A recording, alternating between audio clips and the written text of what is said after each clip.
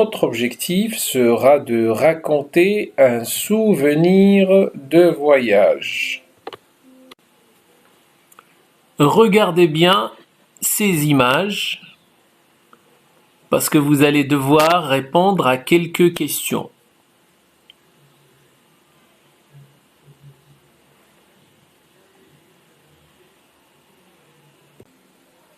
Que représente cette image?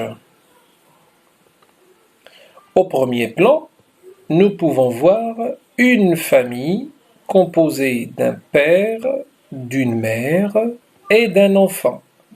Ils sont assis autour d'une table en train de prendre leur petit déjeuner. À l'arrière-plan se dressent des tentes, ce qui montre que cette scène se déroule dans un camping.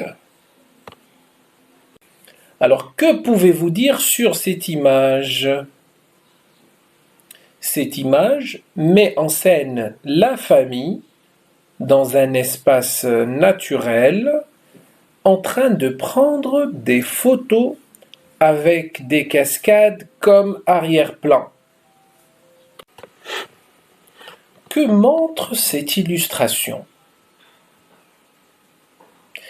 Cette illustration montre encore une fois la famille qui prend des photos avec la statue du lion. Avez-vous deviné de quelle ville s'agit-il?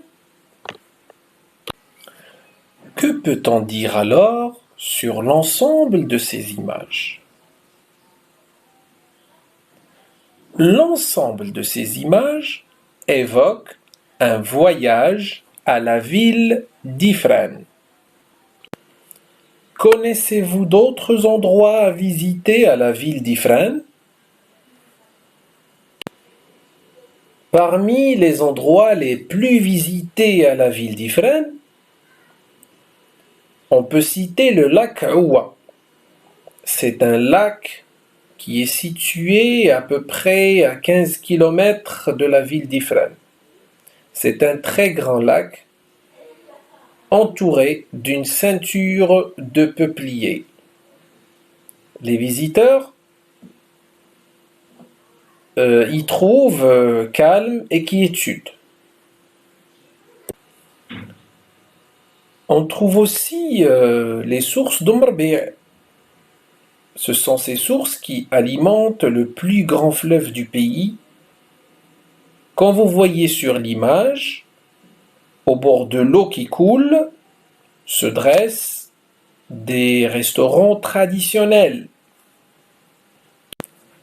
À 18 km de la ville d'Ifrane se situe une charmante petite ville, c'est la ville d'Azro. On peut y trouver les objets artisanaux et les visiteurs peuvent profiter de la beauté des paysages naturels. Pas loin de la ville d'Azro, vous pouvez découvrir la forêt Cèdre Gourou. C'est dans cette forêt que vous pouvez rencontrer les singes du Moyen Atlas.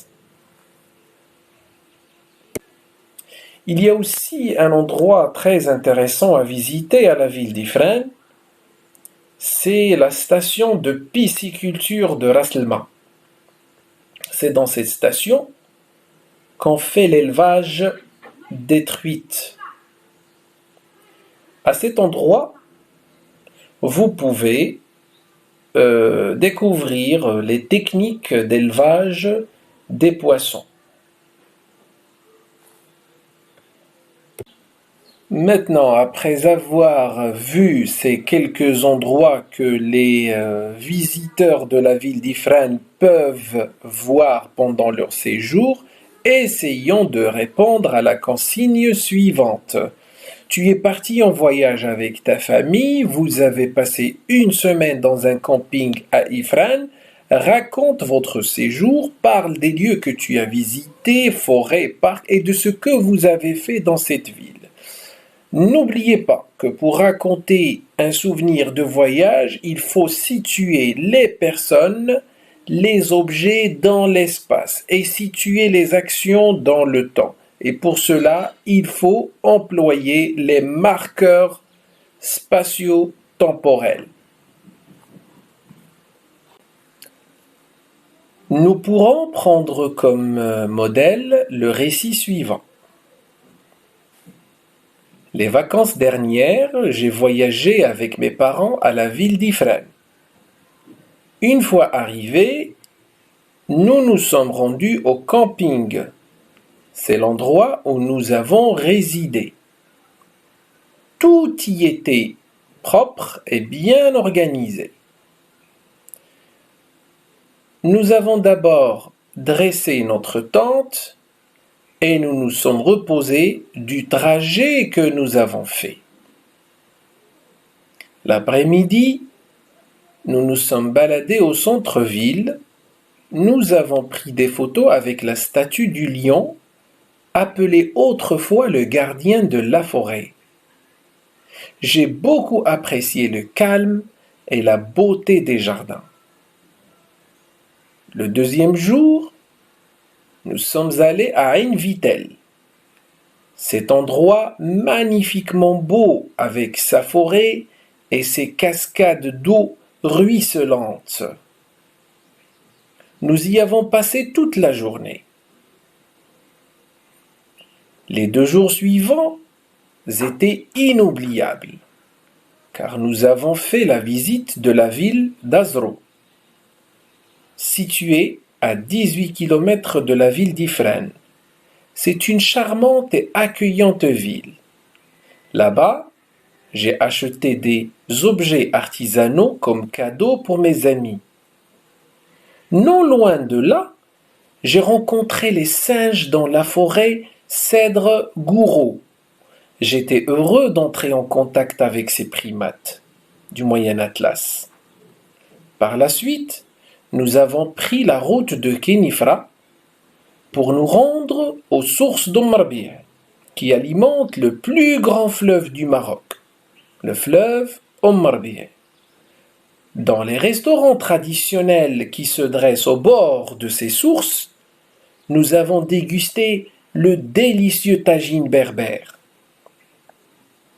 Le 5e jour, nous l'avons consacré au lac Ouwa, ce vaste espace où les visiteurs trouvent calme et quiétude.